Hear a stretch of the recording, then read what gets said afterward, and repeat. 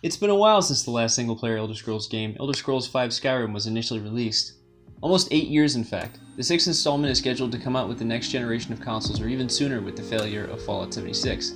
Just thinking about what kind of adventures I could create for this new area of Tamriel is enough for me to think about what could have been done differently, or a little better, with the last few games. Skyrim did a lot of things right when it came to character customization, but it also left some areas lacking, that the community would eventually create mods to fix or even enhance.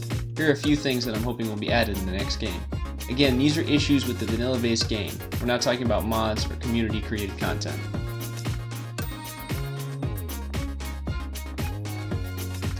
Some of the races of Tamriel have very different statures, but race seems to be the only difference for changes in height. Every race seems to have a uniform height requirement that cannot be altered in the base game.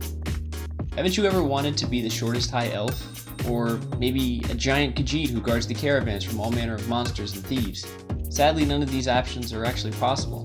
Some sliders adjusting height for your character would be a great change, and we know it isn't impossible, as Elder Scrolls Online already uses this feature.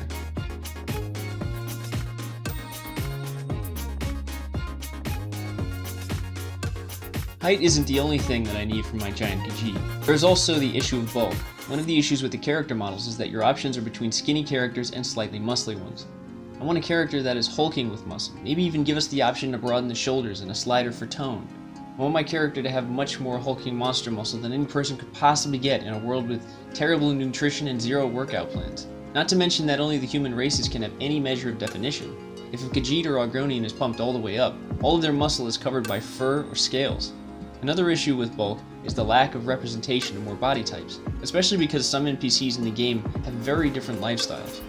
Why is every Jarl either skinny or bulky when they sit around all day either eating, drinking, or sleeping? Why aren't they huge?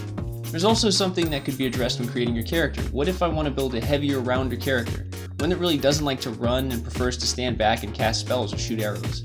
One that likes to drink mead and be merry most of the day, preferring to adventure only for about an hour or two a day? This seems to be an obvious choice if you're going to have extreme ends of the spectrum when it comes to body shape. Give me the heavy option.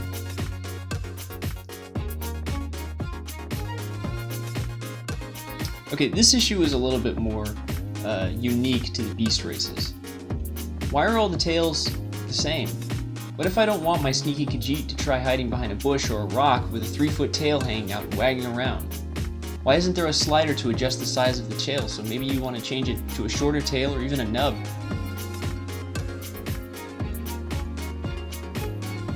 I don't know what it was about Skyrim and all the games before, but the Argonians always look terrible. I've created a character from each race and sex and tried the game to see how different it was, and if I enjoyed it. I've never played an Argonian past level 5. Not because there's anything wrong with their abilities or strength, but simply because they don't look aesthetically pleasing.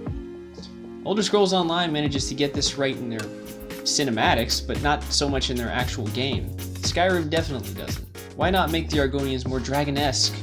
Maybe with shorter beaks, longer claws, make them a little bit more imposing?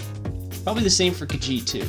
This would at least give a little incentive to play the beast races.